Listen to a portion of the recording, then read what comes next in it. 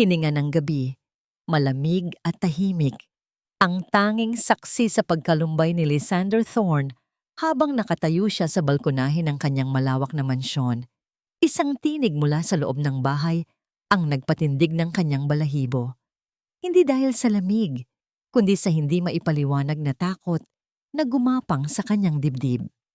Isang pigil na hikbi, malambing at bahagya lamang maririnig, ngunit sapat para bumalik ang lahat ng sakit at pagdududa na matagal na niyang inilibing. Ito ang buhay ng isang bilyonaryo.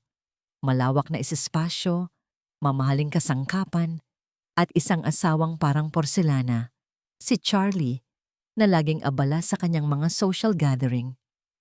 Ngunit sa likod ng lahat ng karangyaan, isang malaking vacuum ang humihigop sa kanyang kaluluwa.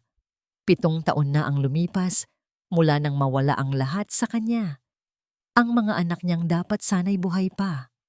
Ang sakit ng pagkawala at ang pagtataka kung bakit si Charlie, ang kanyang pinakamamahal, ay tila madaling nakalimot. Naglakad si Lysander sa pasilyo. Ang bawat yabag ay sumasabay sa pintig ng kanyang puso. Palaging may kung anong bahagi ng isip niya ang pilit na nagtatago ng isang katotohanan. Nakaramdam siya ng uhaw, kaya bumaba siya patungo sa kusina, umaasang makahanap ng gatas. Ngunit habang naglalakad sa tapat ng lumang silid-imbakan na matagal nang hindi ginagamit, natigilan siya. May ilaw sa loob.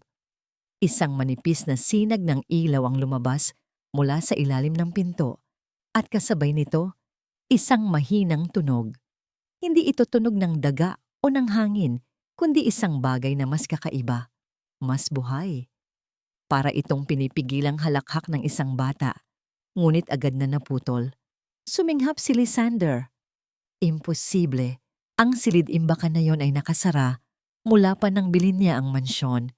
Ito ay puno ng lumang kagamitan, alikabok, at mga alaala ng dating may-ari. Walang sino man, kahit ang mga kasambahay, ang pinahihintulutang pumasok doon. Maliban kay Marisol, ang kanilang tahimik at masipag na katulong. Napansin niya dati na si Marisol lang ang may hawak ng susi at palagi itong naglilinis sa labas ng silid na yon ng may kakaibang pag-iingat. Marisol, bulong ni Lysander, ngunit walang sumagot. Naramdaman niya ang kakaibang kaba na biglang bumalot sa kanya. Hindi ito normal. Mabilis siyang bumalik sa kanyang kwarto, ngunit hindi na makatulog. Ang tunog na yon, ang ilaw, ang pagkabahala ni Marisol. May mali. Ramdam niya sa butot balat na ang kapayapaan na pilit niyang tinatago ay unti-unting mababasag. Kinabukasan, mas pinagmamasdan ni Lysander ang bawat galaw ni Marisol. Ang babaeng halos hindi ngumingiti, laging nakayuko, at gumagawa ng kanyang trabaho ng tahimik. Ngunit ngayon, may iba sa kanya. Ang kanyang mga mata ay tila nagtatago ng malalim na sikreto. Napansin ni Lysander na tuwing hapon, bago matulog si Charlie para sa kanyang beauty sleep, si Marisol ay palaging nagdadala ng mga tirang pagkain sa kusina na pagkatapos ay mawawala sa kanyang mga kamay bago pa man ito makarating sa basurahan. Napansin din niya na ang mga basurang tinatapon ni Marisol mula sa kanyang paglilinis sa lumang silid-imbakan ay palaging may lamang maliliit na balat ng candy o mga pira-pirasong papel na may mga drawing ng bata. Isang hapon, nakita ni Lysander si Marisol na mabilis na dumaan sa isang koridor. May daladalang isang maliit na bag. Nagkunwari siyang nagbabasa ng dyaryo, ngunit nang lumiko si Marisol, sinundan niya ito. Nakita niya itong pumasok sa bakuran sa likod kung saan naroon ang lumang silid-imbakan. Nang maisara ni Marisol ang pinto, narinig na naman niya. Mas malinaw ngayon. Isang maligayang halakhak ng mga bata, sinundan ng isang mahinang, ngunit malambing na tugtog ng lullaby. Nanindig ang balahibo ni Lysander. Hindi ito imahinasyon, hindi ito multo. Ito ay buhay. Naglakad siya palapit sa pinto. Ang kanyang puso ay tila gustong lumabas sa kanyang dibdib. Bakit? Sino ang mga batang ito? Bakit narito sila? At bakit? Bakit si Marisol? Nanginginig ang kanyang kamay nang dahan-dahan niyang hawakan ang doorknob. Mainit ito na parang may buhay sa loob. Habang nakikinig siya sa bawat tunog, isang bagay ang nahulog mula sa bulsa ni Marisol na hindi niya napansin nang pumasok siya. Isang maliit na laruang pusa, lumana, ngunit malinis at inalagaan ng mabuti. Ang laruan na ito ay pamilyar. Isang laruan na binili niya para sa isa sa kanyang mga anak. Bago pa man ang lahat ng ito, bumalik ang lahat ng alaala. Ang pangako niya sa kanyang mga anak. Ang pangako na hindi niya natupad. Tumulo ang luha sa mga mata ni Lysander. Hindi na niya mapigilan. Naramdaman niya ang matinding kirot sa kanyang puso. Ang laruang iyon. Iyon ang susi sa kanyang nakalimutang nakaraan at sa isang lihim na mas malalim pa sa kanyang iniisip. Ang laruang pusang iyon.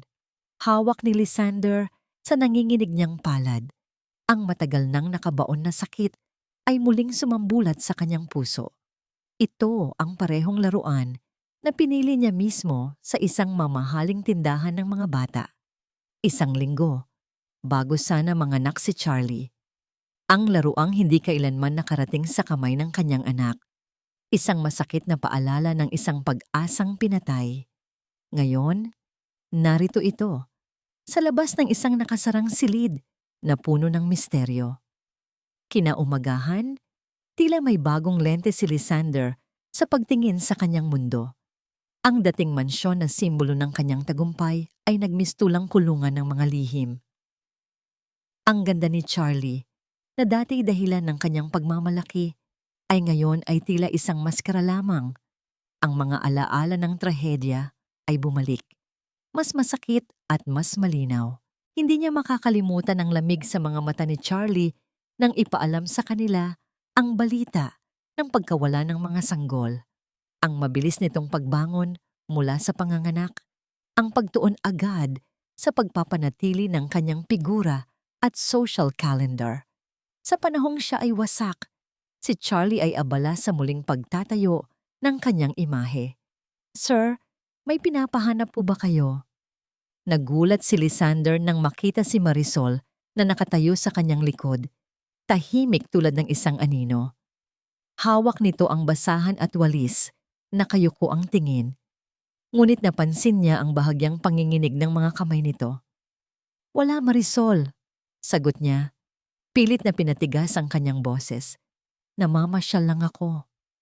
Ngunit ang kanyang tingin ay matalim na nakatuon sa mata ni Marisol, na mabilis namang umiwas. May alam siya. Malalim ang alam niya.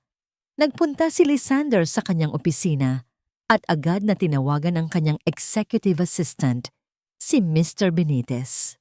"Benitez, gusto kong muling i-pull out ang lahat ng medical records ni Charlie Thorne mula 7 taon na ang nakakaraan.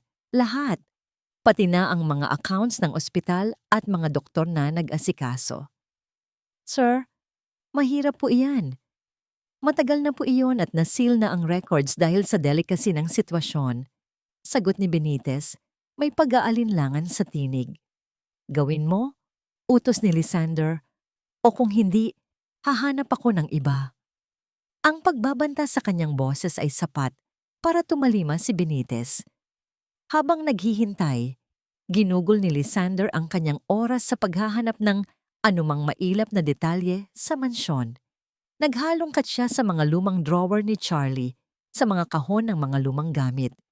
Napansin niya ang isang lumang photo album, puno ng mga larawan ni Charlie bago sila ikasal. Isang larawan ang nakakuha ng kanyang pansin. Si Charlie, nakangiti ng maluwag kasama ang isang lalaki na pamilyar sa kanya. Hindi niya matandaan kung saan niya nakita ang lalaking iyon, ngunit may kung anong nagba-flashback sa kanyang isip. Sa ilalim ng larawan, may maliit na sulat kamay. "Dra Valerianos Clinic, November 26.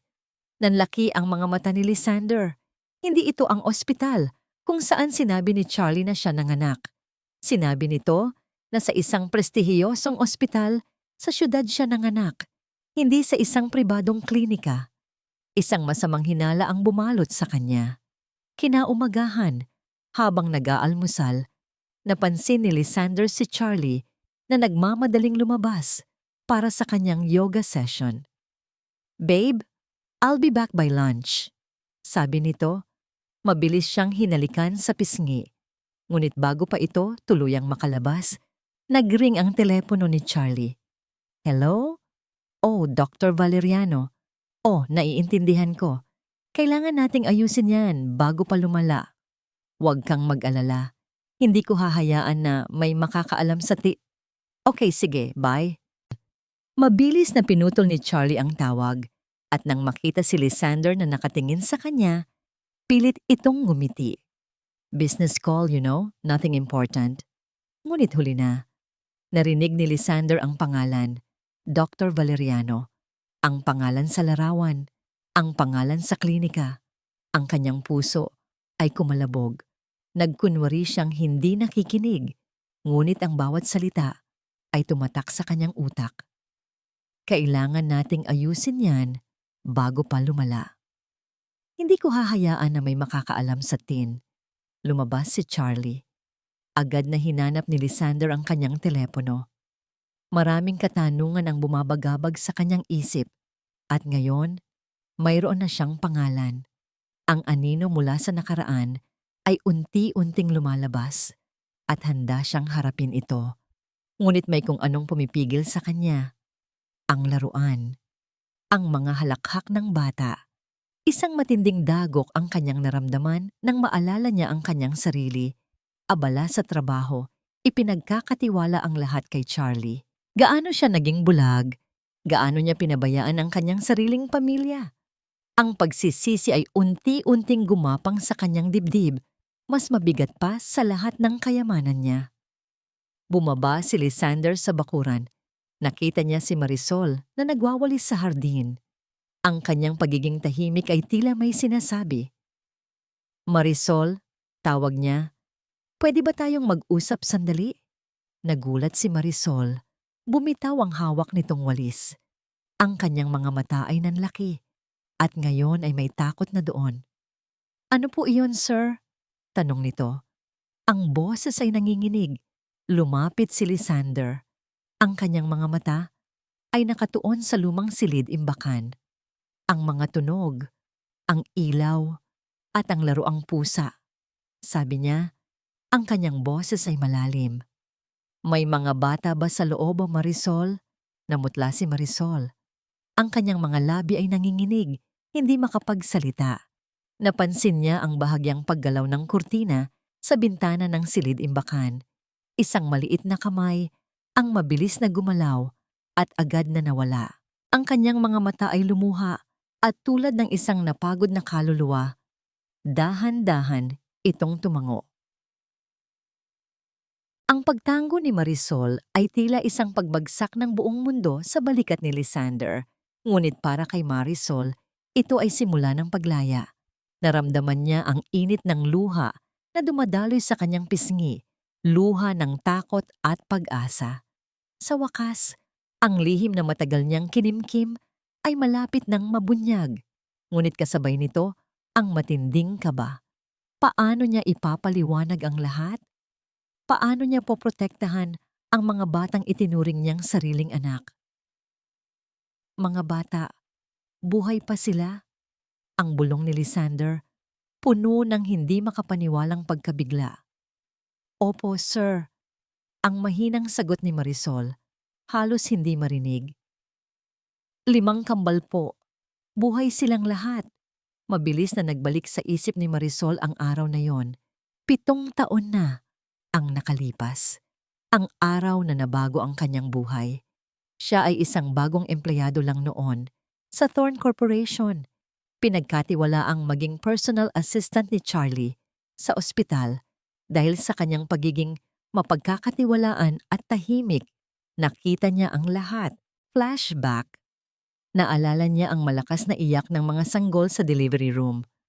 5 maliliit na nilalang na puno ng buhay. Ngunit imbes na saya, galit ang nakita niya sa mukha ni Charlie. "Doktor, gawin niyo ang napag-usapan. Ang matigas na utos nito, ayokong masira ang katawan ko. Ayokong maging ina. Itapon niyo sila. Nanginginig si Marisol sa kanyang kinatatayuan, hindi makapaniwala sa kanyang narinig. Itapon? Ang kanyang puso ay halos lumabas sa kanyang dibdib. Habang ang mga nurse ay abala sa pagtupad sa utos, nakita ni Marisol ang isang matandang doktor, si Dr. Elias Cruz, na may pag-aalinlangan sa kanyang mga mata. Lumapit siya kay Dr. Cruz. Doctor, please, huwag niyo pong gawin yan. Inosente po sila. Nilingon siya ni Dr. Cruz, ang kanyang mukha ay puno ng lungkot. Wala tayong magagawa, Hija. Kung hindi natin gagawin, sisirain tayo ng misis mo. Ngunit nakita ni Marisol ang panginginig sa kamay ng doktor. May konsensya pa ito. Doon nabuo ang kanilang plano. Ginamit nila ang impluwensya ni Charlie upang itago ang totoo. Ipinahayag na patay ang 5 kambal. Ngunit sa katunayan, inilipat sila ni Dr. Cruz sa pangangalaga ni Marisol sa isang lihim na lugar sa mansyon mismo. Pinangakuan ni Marisol si Dr. Cruz na aalagaan niya ang mga bata at ipinangako ni Dr. Cruz na poprotektahan niya ang lihim na ito. Ang silid-imbakan na iyon ang naging kanilang kanlungan. Binago ito ni Marisol para maging isang maliit na paraiso para sa mga bata. End flashback. Ngayon, ang lahat ng iyon ay malapit nang matapos o magsimula. Bakit? Bakit hindi mo sinabi kaagad? Tanong ni Lysander, puno ng sakit. Natakot po ako, sir. Paliwanag ni Marisol. Natakot po ako kay Ma'am Charlie. Kung nalaman niya na buhay ang mga bata, baka saktan niya sila. O ako. Ang kanyang boses ay nanginginig. Patawarin niyo po ako, sir. Pero hindi ko kayang pabayaan sila. Sila na po ang naging buhay ko. Biglang nagring ang telepono ni Marisol. Isang hindi kilalang numero. Nag-aalangan siyang sagutin, ngunit nang makita ang paulit-ulit na pagring, kinuha niya ito. Hello? Isang pamilyar na boses ang sumalubong sa kanya, boses na puno ng lamig at pagbabanta. Marisol, nararamdaman kong may mali ka ng ginagawa. Kung may kahit anong lumabas sa mansyon na hindi ko gusto, sisiguraduhin kong pati ikaw at ang mga kalat na yan ay mawawala na parang bula. Ito ang boses ni Charlie. Ang puso ni Marisol ay halos tumalon sa kanyang dibdib. Alam na niya. Hinawakan ni Lysander ang braso ni Marisol. Sino yan? Si Ma'am Charlie po. Bulong ni Marisol. Alam na po niya. Ngunit bago pa man matapos ang kanyang sasabihin, isang malakas na iyak ng sanggol ang narinig mula sa loob ng silid. Hindi ito iyak ng takot, kundi iyak ng gutom. Ang mga bata. Ngayon na, walang pagpipilian si Marisol. Kailangan niyang harapin ang katotohanan para sa mga bata. Tumingin si Marisol kay Lysander. Ang kanyang mga mata ay puno ng pagmamahal para sa mga bata, ngunit may determinasyon. Sir, sila po ang mga anak niyo, ang 5 kambal. Itinuro niya ang pinto ng silid-imbakan. Sila po ang buhay ko. Naglakad si Lysander patungo sa pinto. Ang bawat yabag ay puno ng pag-aalinlangan at pag-asa. Ang kanyang kamay ay nanginginig habang dahan-dahan niyang binuksan ang pinto. Mula sa loob, isang malakas at malinaw na hiyawan ng isang sanggol ang lumabas, sinundan ng mga tawanan ng iba pang bata. Isang maliit na ulo na may kulot na buhok ang sumilip sa likod ng kurtina. Mga matang kating-kati sa pagtuklas ng mundo. Sa wakas, ang katotohanan ay narito, naghihintay na yakapin. Ang tunog ng mga bata, malakas at puno ng buhay, ang dumagundong sa tainga ni Lysander habang dahan-dahan niyang binuksan ang pinto. Hindi siya handa. Walang sino man ang makapaghanda sa kanyang nakita. Isang silid na, sa labas, ay luma at puno ng alikabok, ngunit sa loob ay isang munting paraiso. May 5 maliliit na kama, mga makukulay na laruan, at mga drawing na nakasabit sa dingding. At doon, sa gitna ng lahat, 5 bata. 5 bata na magkakamukha, may mga matang puno ng kuryosidad na nakatingin sa kanya. Ang kanyang hininga ay tila tumigil. Lumuhod siya, ang kanyang mga kamay ay nanginginig. Ang sakit, ang galit, ang pag-ibig, lahat ng emosyon ay sumabog sa kanyang dibdib. Puno ng kaligayahan, pagkabigla, at matinding pagsisisi. Sila, ang kanyang mga anak. Buhay, hindi siya pinabayaan ng Diyos. Isang maliit na batang lalaki na may kulot na buhok ang lumapit sa kanya, walang takot, at hinawakan ang kanyang daliri. Papa, ang bulong nito, ang mga mata ay puno ng pagtataka. Ang salitang iyon, Papa. Hindi niya akalain na maririnig pa niya ang salitang iyon. Naramdaman ni Lysander ang pag-init ng kanyang mga mata at nagsimulang umagos ang luha. Hinawakan niya ang bata, niyakap ng mahigpit, ang kanyang puso ay tila matutunaw. Anak ko, bulong niya, ang kanyang boses ay nanginginig. Lumapit si Marisol, ang kanyang mga mata ay puno rin ito ng luha. Sila po si Leo, Lara, Lily, Louie, at Leah. Sabi niya, isa-isang tinuturo ang mga bata. 5 po silang kambal. Umupo si Lysander sa sahig at pinuno ng mga bata ang kanyang kandungan. Ang kanilang mga yakap, ang kanilang mga tawa, ang kanilang mga halik. Ito ang kapirasong langit na inakala niyang nawala na sa kanya. Ang lahat ng karangyaan, ang lahat ng pera, ay walang halaga kumpara sa pakiramdam na ito. Patawarin niyo ako, mga anak, bulong niya, habang pinupunasan ng kanyang mga luha. Patawarin niyo ako at nagpabaya ako. Sinimulang ikwento ni Marisol ang buong katotohanan. Mula sa utos ni Charlie sa ospital, ang pag-aalinlangan ni Dr. Cruz, hanggang sa kanilang lihim na kasunduan. Ang bawat salita ni Marisol ay tila martilyo na humahampas sa puso ni Lysander. Nagpapabagsak sa kanyang mga paniniwala. Si Charlie, ang asawa niya, ang babaeng pinakasalan niya, kayang gawin ang ganitong kalupitan. Kaya ko po silang protektahan dito sa loob, sir, sabi ni Marisol. Pero narinig niyo po ang tawag kanina. Mukhang may kutob na si Ma'am Charlie. Hindi na po sila ligtas. Ang galit ay dahan-dahang gumapang sa puso ni Lysander. Isang malamig at matinding galit na hindi pa niya naramdaman kailanman. Hindi para sa kanyang sarili, kundi para sa mga anak niya. Ang mga inosenteng nilalang na halos mawalan ng buhay dahil sa kasakiman at kawalang puso ng kanilang sariling ina. Marisol, sabi ni Lysander, ang kanyang boses ay matigas, ngunit puno ng determinasyon. Salamat. Maraming salamat sa lahat ng ginawa mo. Hindi ko alam kung paano ka pasasalamatan. Dahil sa'yo, buhay ang mga anak ko. Pinunasan niya ang kanyang mga luha at tumayo. Mula ngayon, hindi na kayo matatakot. Poprotektahan ko kayo. At babayaran niya ang lahat ng ginawa niya. Ang kanyang mga mata ay nagliliyab sa galit. Hindi ko hahayaan na saktan pa niya kayo. O ikaw. Biglang niyakap ni Lysander si Marisol, isang yakap ng pasasalamat at pangako.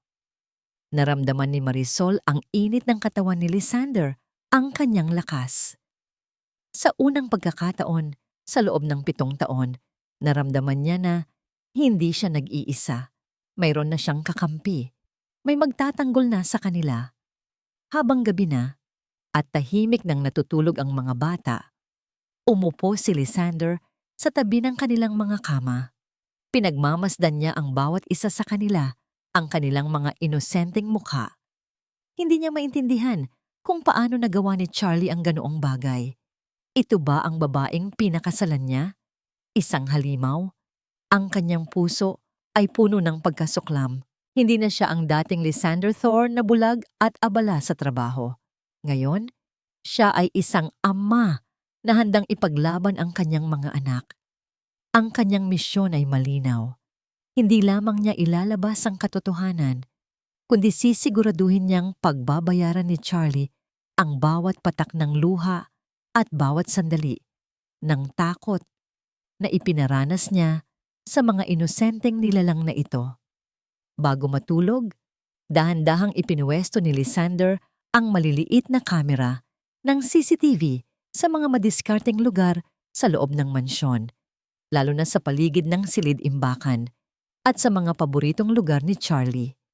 Ang bawat galaw, bawat salita ay kailangang maitala. Nararamdaman niya ang presensya ni Charlie na papalapit sa mansyon, ang kanyang matamis at mapanlinlang na ngiti. Ang digmaan ay nagsimula na. Ang tunog ng susi ni Charlie sa pinto ng mansyon ay tila pagtunog ng kampana ng digmaan para kay Lysander. Ngayon, ang bawat ngiti ni Charlie ay mukhang peke. Ang bawat salita niya ay tila may nakatagong kahulugan. Ang mansyon na dati tahanan ng karangyaan ay nagmistulang larangan ng giyera at ang mga anino ng nakaraan ay nagsisimulang lumabas.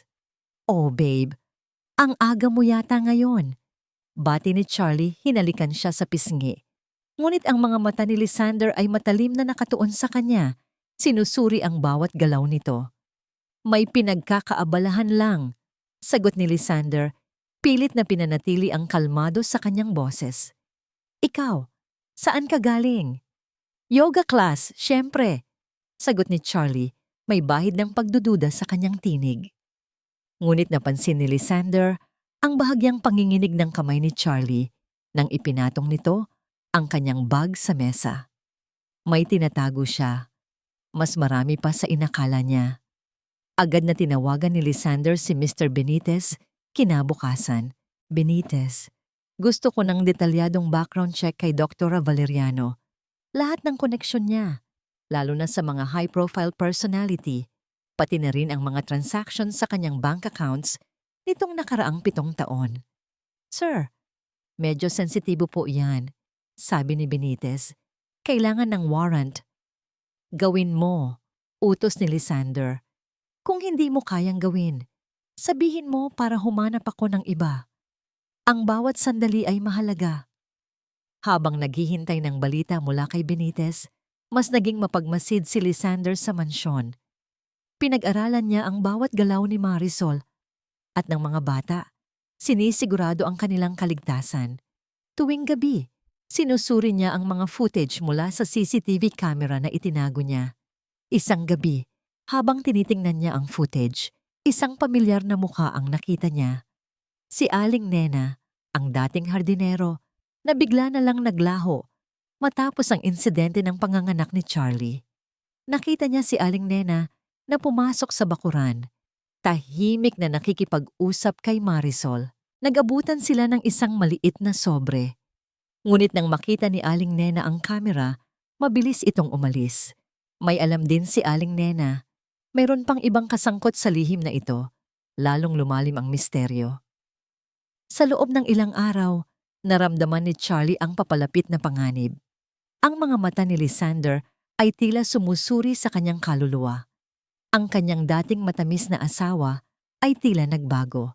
Nakita niya si Marisol na mas komportable na ngayon sa presensya ni Lysander. Mayroon ng pag-asa sa mga mata nito. Hindi ito nagustuhan ni Charlie. "Marisol," sabi ni Charlie, isang hapon habang nakita niya itong naglalaba. "Bakit parang lagi kang nakangiti ngayon? Mayroon bang bagong pag-ibig sa buhay mo?" May panunokso sa boses nito, ngunit may bahid ng pagbabanta. "Wala po, ma'am," sagot ni Marisol. Nakayuko pa rin. "Masaya lang po ako sa trabaho." "Talaga?" Tinaasan siya ng kilay ni Charlie. "Siguraduhin mong masaya ka pa rin pagkatapos ng lahat. Hindi lahat ng lihim ay kayang itago habang buhay." At ngumiti si Charlie, isang ngiting hindi nakarating sa kanyang mga mata. Samantala, nakatanggap si Lysander ng tawag mula kay Benitez. "Sir, may bago po akong nalaman. Si Dr. Valeriano po, may koneksyon sa ilang kaso ng baby switching dati. At may mga reports din po ng illegal adoption. At ang pinakamalaking surprise po, sir, may isang malaking deposit na nagkakahalaga ng 10 milyong piso sa kanyang account 3 araw pagkatapos ng kamatayan ng mga anak niyo. Nanigas si Lysander. 10 milyong piso, iyan ang halaga ng buhay ng kanyang mga anak. Ang galit sa kanyang dibdib ay nag-aapoy. Ngayon, meron na siyang matibay na ebidensya, ngunit meron pa. At sir, may isa pa po akong nalaman. Patuloy ni Benitez, may isang tao po na nagbabayad ng malaking halaga kay Doktora Valeriano taon-taon para sa discretion fee. Ang pangalan po, Mrs. Clarice Reyes. Siya po ang pinsan ni Ma'am Charlie. Nanlaki ang mga mata ni Lysander, pinsan ni Charlie. Hindi lang si Charlie, meron pang ibang kasangkot. Isang buong network. Ang kanyang mga kalaban ay hindi lamang isa. Ang laban ay mas malalim at mas delikado kaysa sa kanyang inakala. Habang gabi na at tahimik na ang lahat, nakatingin si Lysander sa bintana, sa ilaw na nagmumula sa silid imbakan. Alam niyang nandoon ang kanyang mga anak, ligtas sa piling ni Marisol. Ngunit hanggang kailan, ang mga anino sa mansyon ay unti-unting lumalaki at kailangan niyang kumilos ng mabilis bago pa mahuli ang lahat. Ang Mansion Thorn ay naging piitan ni Charlie. Ang bawat tingin ni Lysander ay tila tumatagos sa kanyang balat. Ang bawat galaw niya ay tila sinusuri. Hindi siya bobo. Nararamdaman niya ang malamig na hangin ng pagdududa na unti-unting lumalaganap. At ang Marisol na yon, ang tahimik na katulong, ay tila may bagong kislap sa mga mata. May alam si Lysander at alam niyang alam din ni Marisol. Hindi ito dapat mangyari. Bulong ni Charlie sa kanyang sarili habang tinitingnan niya ang kanyang sarili sa salamin. Ang perpekto niyang mukha, ang perpekto niyang buhay, hindi niya hahayaan na masira iyon ng kahit sino, lalo na ng mga bata at ng isang hamak na katulong. Isang gabi, habang tulog si Lysander, tahimik na lumabas si Charlie sa kanyang kwarto. Naglakad siya sa pasilyo, ang kanyang puso ay kumakabog. Napansin niya ang isang maliit na ilaw na umiilaw sa ibaba, ang silid imbakan. Kinagat niya ang kanyang labi. Kung ano man ang ginagawa ni Marisol doon, kailangan niyang malaman. Dahan-dahan niyang binuksan ang pinto. Isang maliit na mundo ang bumungad sa kanya. Mga kulay, mga laruan, at 5 bata na mahimbing na natutulog. Namutla si Charlie. Ang hininga niya ay tila tumigil. Hindi siya makapaniwala. Buhay ang mga kalat na yon. Ang mga anak na pinagbigyan na niyang mamatay. Ang kanyang galit ay sumiklab. Pumatak ang luha sa kanyang mga mata. Hindi ng lungkot, kundi ng poot. Nilapitan niya ang isang bata. Halos hindi makahinga. Ang mga mukha nila, hawig na hawig kay Lysander at sa kanya. Isang paalala ng isang desisyon na inakala niyang matagumpay niyang nailibing. Marisol! Ang matigas na bulong ni Charlie nang makita niya si Marisol na nagmamadaling pumasok sa silid. Gulat na gulat. Ma'am Charlie! Sigaw ni Marisol, gulat na gulat. Paano? Paano nagawa mo ito? Hindi dito ba ang bumubandinandan ni Ambo? Ang matigas na tanong ni Charlie, ang kanyang tinig ay puno ng kontroladong galit. Itinago mo sila sa akin? Sa mansyon ko? At bakit? Para ano? Para blackmailin ako? O si Lysander? Hindi po, ma'am. Depensa ni Marisol, umiiyak. Niligtas ko lang po sila. Hindi ko po sila kayang iwanan. Ligtas? Tawa ni Charlie, isang malamig na tawa. Niligtas mo sila para sirain ang buhay ko, ang karir ko, ang reputasyon ko. Hinawakan ni Charlie ang braso ni Marisol, mahigpit. Makikinig ka sa akin, Marisol. Kung may kahit anong lumabas tungkol dito, sisiguraduhin kong hindi lang ikaw ang magdurusa. Pati ang mga kalat na yan, buburahin ko kayong lahat sa mundo. Kinabukasan, habang nag-aalmusal si Lysander, pumasok si Charlie sa dining area. Ang kanyang mukha ay kalmado, ngunit ang kanyang mga mata ay nagliliyab. Babe, nag-iisip ako. Niligaw niya ang isang hiwa ng mansanas. Kailan kaya ulit tayo magkaka-baby? Nagulat si Lysander. Baby? Charlie, it's been a while, right? Putol ni Charlie. Pilit nang ngumingiti. At gusto ko nang maging isang tunay na ina. Gusto ko ng sarili nating mga anak na perpekto, tulad natin. May diin ang salitang perpekto at sinulyapan niya si Marisol na naglilinis sa sulok. Naramdaman ni Lysander ang pag-init ng kanyang dugo. Alam niyang ito ay isang babala. Isang mapanlinlang na galaw mula kay Charlie. Kinaumagahan, habang nag-eehersisyo si Lysander sa gym, nakatanggap siya ng isang text message mula sa isang hindi kilalang numero. Isang maikling video. Ito ay footage mula sa CCTV camera na itinago niya sa loob ng silid-imbakan. Nakita niya si Marisol na nagpapatahan sa mga bata. Ngunit sa ilalim ng video, may nakasulat, "Huwag kang magkakamali, Lysander. Alam ko ang lahat ng ginagawa mo. Kung may lalabas kahit ano, hindi lang ang Marisol mo ang mawawala, pati ang mga anak mo at ikaw." Biglang natigilan si Lysander. Alam na ni Charlie. Alam na niya ang lahat. At ginamit niya ang kanyang sariling kamera laban sa kanya. Ang laro ay nagbago. Tinawagan niya agad si Benitez. Benitez, kailangan nating kumilos ng mas mabilis. Alertuhin mo ang lahat ng kontak natin. Kailangan nating ilabas ang katotohanan bago pa maunahan tayo. Ngunit huli na. Pagbalik ni Lysander sa mansyon, sinalubong siya ni Marisol na umiiyak. Sir, nawawala po si Lia. Ang bunso. Nawawala? Sigaw ni Lysander. Naramdaman niya ang paglamig ng kanyang katawan. Pumunta lang po ako sa kusina para kumuha ng gatas. Tapos pagbalik ko, wala na po siya. Iyak ni Marisol. Ang kanyang mga kamay ay nanginginig. Ang puso ni Lysander ay bumagsak. Ito ang laro ni Charlie. Ang kanyang pagbabanta. Isang bata ang nawawala. Tumakbo si Lysander sa silid-imbakan, kinabahan. Nagkalat ang mga laruan at ang kama ni Lia ay walang laman, walang bakas. Tanging isang maliit na papel ang nakita niya na nakatupi sa ilalim ng unan. Binuksan niya ito. Sa loob, isang drawing ng isang batang umiiyak at sa likod may sulat. Ang una sa 5.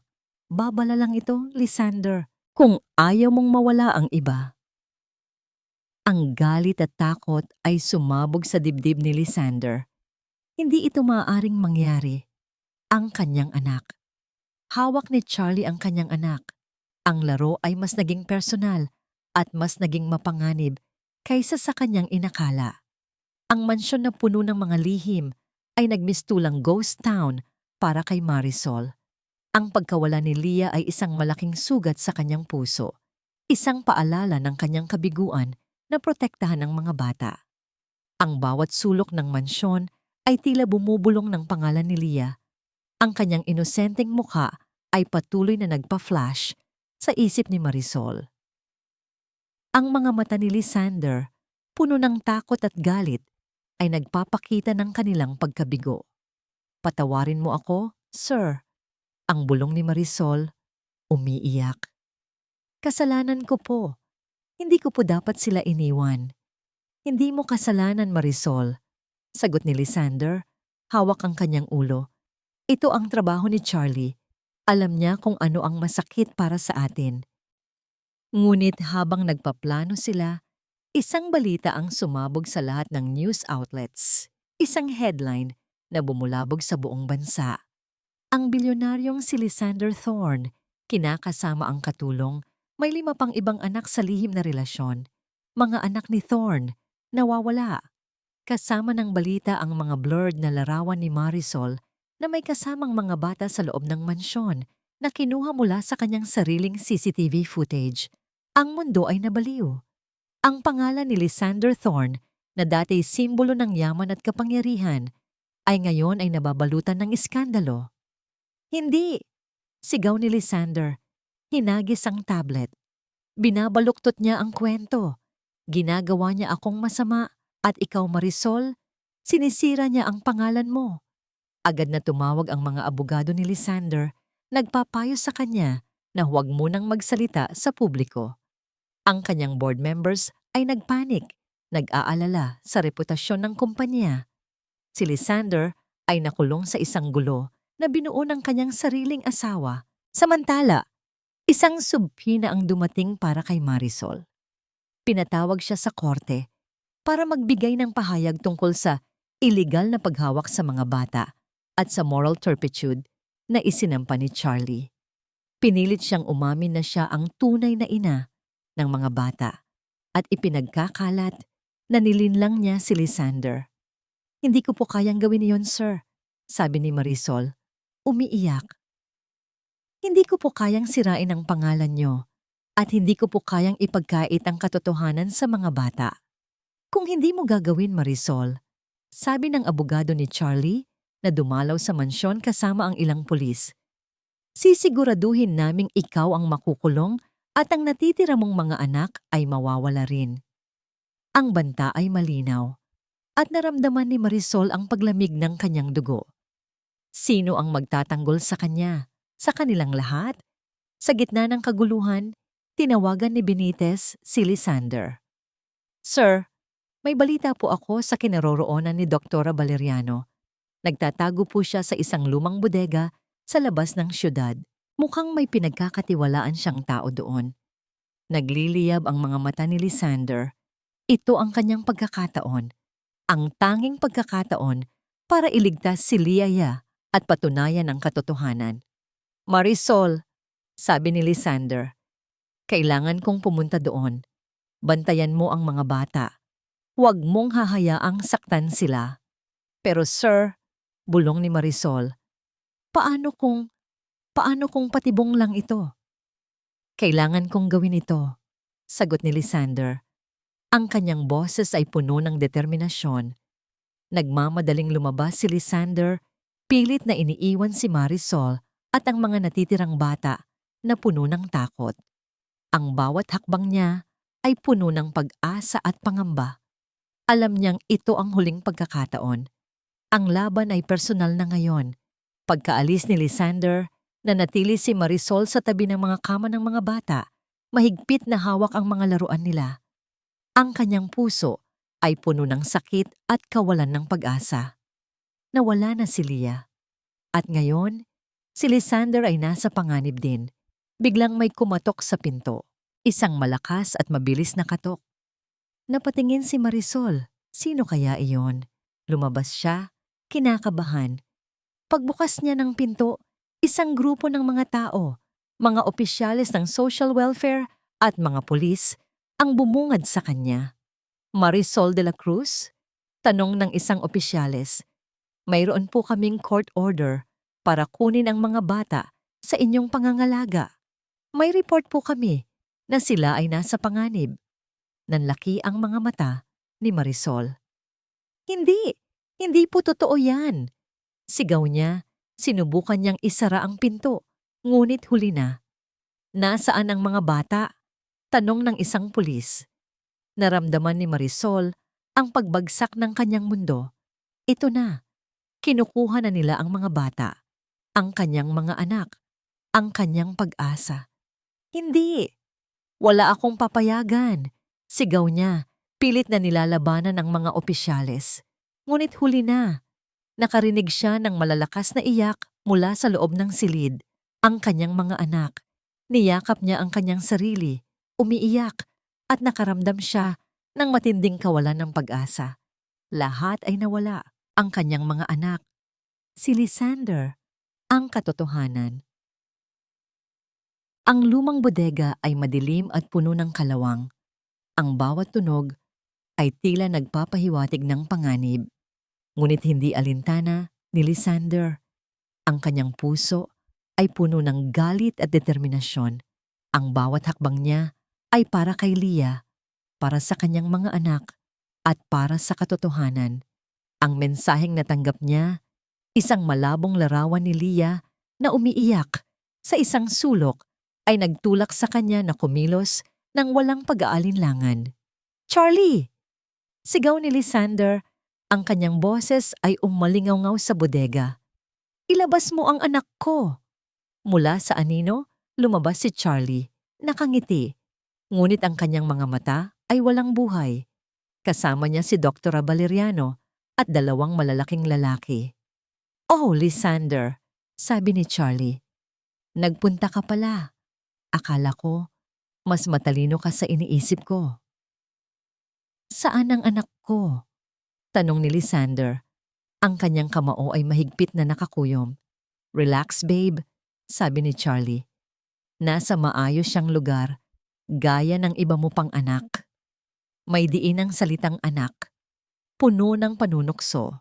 "Ngayon, gusto mo bang makita ang katotohanan? Ang katotohanan na sisira sa'yo?"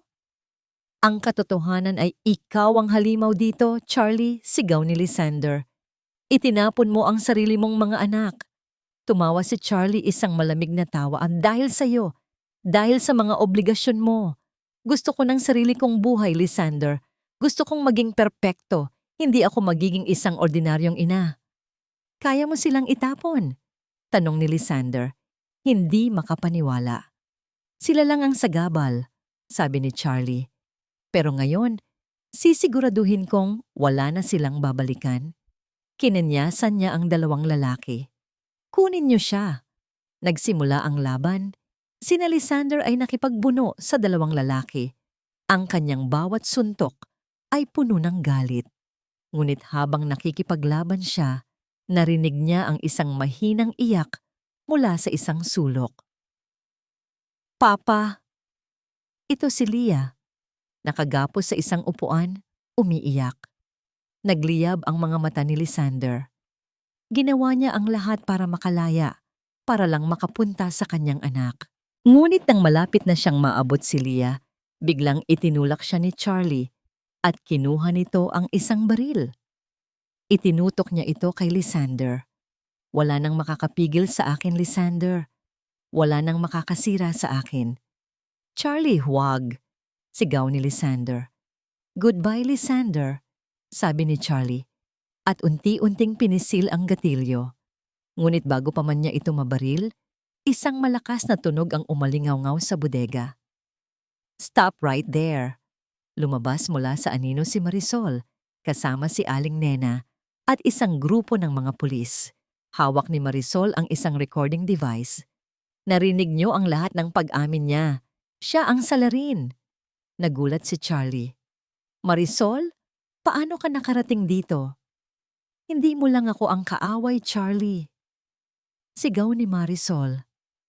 "Mayroon ka pang ibang biniktima. Si Aling Nena." Lumabas si Aling Nena. "Siya ang nagpilit sa akin na itago ang lahat. Natakot ako. Pero hindi ko na kayang itago pa ang katotohanan." Mabilis na dumating ang mga pulis, kinuyog si Charlie at Dr. Valeriano. Sina Lysander ay agad na nilapitan si Leah, niyakap ng mahigpit. "Anak ko." "Papa!" sigaw ni Leah at niyakap din si Lysander. Habang kinukuha ng mga pulis si Charlie, nilingon niya si Lysander at Marisol. Ang kanyang mga mata ay puno ng matinding galit. "Hindi pa tapos to, Lysander. Marisol, babayaran niyo ang lahat." "Sige, Charlie," sabi ni Lysander. "Subukan mo. Pero ngayon hawak ko na ang katotohanan." Ngunit sa gitna ng kaguluhan, isang maliit na bata ang lumapit kay Marisol at niyakap niya ang binti nito. "Mama," nagulat si Marisol. Ito ang isa sa kanyang mga anak na kasama ni Lysander. Ang salitang mama ay nagpakilig sa kanyang puso. Tumingin siya kay Lysander at nakita niya ang isang matamis na ngiti sa labi nito. Ang laban ay nanalo na. Ngunit ang kanilang kwento ay nagsisimula pa lamang. Ang Mansion Thorn, na dating kulungan ng mga lihim, ay muling napuno ng sikat ng araw. Ngunit ngayon, ito ay sikat ng araw ng pag-asa at paghilom. Si Charlie ay nakakulong naghihintay ng kanyang hatol, habang si Lysander naman ay buong tapang na hinarap ang publiko. Sa isang press conference, buong pagpapakumbaba na inamin ni Lysander ang kanyang pagkakamali. "Ako po ay humihingi ng tawad sa aking pagiging bulag," sabi niya. "Sa aking pagiging abala sa trabaho, napabayaan ko ang aking pamilya. Hindi ko nakita ang katotohanan sa likod ng mga ngiti. Pero ngayon, nakita ko na. At gusto kong ipakilala sa inyo ang aking mga anak." Inilabas niya ang 5 kambal na ngayon ay malaya ng tumakbo at maglaro. Ang media ay nagkagulo. Mula sa pagiging iskandalo, ang kwento ay naging isang inspirasyon. Ngunit ang pinakamalaking revelasyon ay nang ipakilala ni Lysander si Marisol. "At ito po si Marisol," sabi ni Lysander, "ang babaeng nagligtas sa aking mga anak. Ang babaeng nagpakita sa akin ng tunay na kahulugan ng pagmamahal, sakripisyo at pamilya. Siya po ang bayani sa kwentong ito." Hindi makapaniwala si Marisol. Mula sa pagiging tahimik na katulong, siya ay ngayon ay nasa spotlight, kinikilala bilang isang bayani. Ang kanyang mga mata ay puno ng luha, luha ng pasasalamat at kaligayahan. Niyakap niya ang mga bata na masayang sumandal sa kanya. Ang kaso ni Charlie ay umabot sa korte. Sa harap ng media at publiko, detalyadong inilatag ang lahat ng ebidensya. Ang pag-amin ni Charlie, ang testimonya ni Dr. Valeriano na naging state witness para gumaan ang kanyang kaso, at ang emosyonal na pahayag ni Aling Nena. Ang lahat ay nagpatunay sa kalupitan ni Charlie. "Sa loob ng 7 taon, pinahirapan mo ang sarili mong mga anak, Charlie," sabi ng judge. "Sa iyong kasakiman at kawalang puso, hinayaan mong mawala ang iyong pamilya. Ikaw ay nahatulan ng..." Hindi na narinig ni Charlie ang buong hatol. Ang kanyang isip ay blangko. Ang lahat ng kanyang pinahalagahan, ang kanyang ganda, ang kanyang yaman, ang kanyang posisyon sa lipunan, lahat ay nawala. Ang kanyang perpektong mundo ay gumuho sa isang iglap. Matapos ang lahat, bumalik ang kapayapaan sa Mansyon Thorn. Ngunit hindi na ito ang dating mansyon. Ang silid-imbakan ay ginawa ng isang malaking playroom, puno ng mga bagong laruan at tawanan ng mga bata. Si Lysander, na dating abala sa kanyang trabaho, ay ngayon ay gumugugol ng mas maraming oras sa kanyang mga anak. Nagbasa siya ng mga kwento sa kanila, naglaro, at tinuruan silang sumakay ng bisikleta. Isang gabi, habang nakaupo sila ni Marisol sa hardin, pinagmamasdan ang mga bituin. Lumuhod si Lysander sa harap niya. Hawak niya ang isang simpleng singsing. Hindi ito mamahaling brilyante, kundi isang singsing na gawa sa pilak. May inukit na 5 maliit na puso. "Marisol?" sabi ni Lysander. Ang kanyang mga mata ay puno ng pagmamahal. "Hindi ko alam kung paano ka pasasalamatan sa lahat ng ginawa mo. Binigyan mo ako ng ikalawang pagkakataon. Binigyan mo ako ng pamilya. Hindi ko man maibalik ang mga nawalang taon, pero gusto kong ibigay sa iyo ang hinaharap." Itinaas niya ang singsing. "Hindi ito proposal, Marisol. Ito ay isang pangako. Pangako na aalagaan ko kayo. Pangako na magiging pamilya tayo. Gusto ko bang maging parte ka ng buhay ko, hindi bilang katulong, kundi bilang ina ng aking mga anak, at bilang kabiyak ng aking puso?" Namuo ang luha sa mga mata ni Marisol. Ang kanyang puso ay halos sumabog sa kaligayahan. Tumango siya, hindi makapagsalita. "Opo, sir," bulong niya. Isinuot ni Lysander ang singsing sa daliri ni Marisol. Isang simpleng singsing, ngunit puno ng pagmamahal at pangako. Niyakap niya si Marisol, at sa unang pagkakataon, naramdaman nila ang kapayapaan at pag-asa sa kanilang mga puso. Ang kanilang kwento ay puno ng sakit at pagsubok, ngunit sa huli, nanalo ang pagmamahal at katotohanan. Ang araw ay sumisikat sa Mansyon Thorn, mas maliwanag kaysa dati. Hindi na ito ang mansyon ng mga lihim at kasakiman, kundi tahanan ng pagmamahalan at tawanan.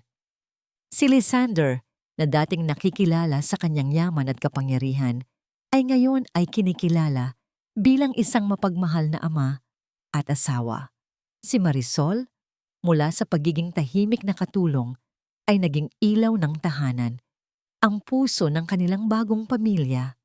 Isang linggo ng umaga, abala si Lisander at Marisol sa paghahanda ng picnic basket. "Papa, Mama, bilisan niyo na po!"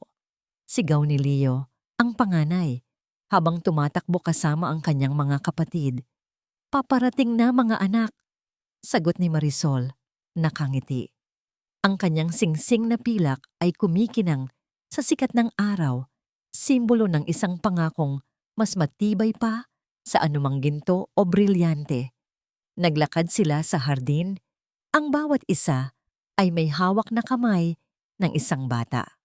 Ang hardin, na dating puno ng mga anino, ay ngayon ay puno ng buhay. Naglaro sila sa ilalim ng araw, nagtakbuhan, nagtawanan. Pinagmamasdan ni Lisander si Marisol na buong pagmamahal na inaalagaan ang kanyang mga anak. Ang kanyang puso ay puno ng pasasalamat. Si Marisol, ang tunay na ginto sa kanyang buhay.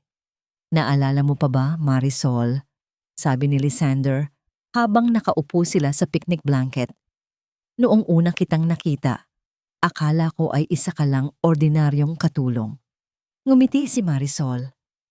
"At ako naman po, sir, akala ko ay isang malamig at abalang bilyonaryo lang kayo.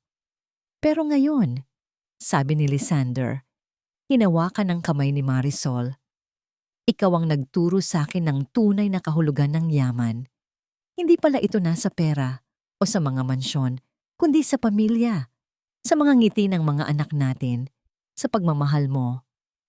"At kayo naman po, sir," sabi ni Marisol, "nagbigay po kayo sa akin ng pagkakataon na maging isang tunay na ina. Nagbigay po kayo ng pamilya sa mga bata at nagbigay po kayo sa akin ng pag-asa." Sa loob ng bilangguan, si Charlie ay nakaupo sa isang madilim na selda. Ang kanyang ganda ay kupas na.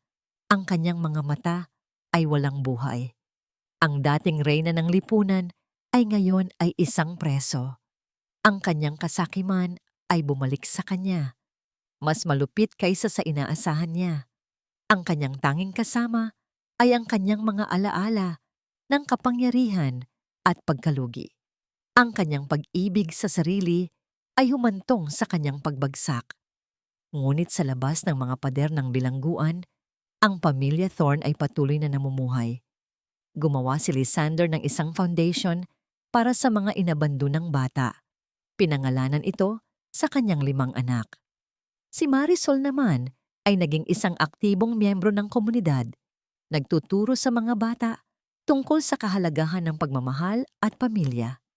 Isang gabi, habang nakaupo sila sa sala, pinagmamasdan ang mga bata na natutulog, niyakap ni Lisander si Marisol. "Marisol," bulong niya, "salamat sa lahat. Salamat sa pagiging ilaw sa dilim." "Salamat din po, Lisander," sagot ni Marisol. "Dahil sa inyo, natagpuan ko ang aking sarili at natagpuan ko ang aking pamilya." Ang kanilang kwento ay patunay na ang pag-ibig ay kayang lampasan ang lahat ng pagsubok, na ang katotohanan ay laging mananaig, at na ang tunay na yaman ay hindi matatagpuan sa mga material na bagay, kundi sa mga pusong puno ng pagmamahalan, pag-asa, at kapatawaran. Ang kanilang pamilya ay isang testamento sa kapangyarihan ng pag-ibig, isang patunay na ang isang bagong simula ay laging posible kahit na pagkatapos ng pinakamadilim na gabi. Sa Mansion Thorne, ang bawat araw ay isang bagong kabanata ng kaligayahan, isang himala ng pag-ibig na walang hanggan.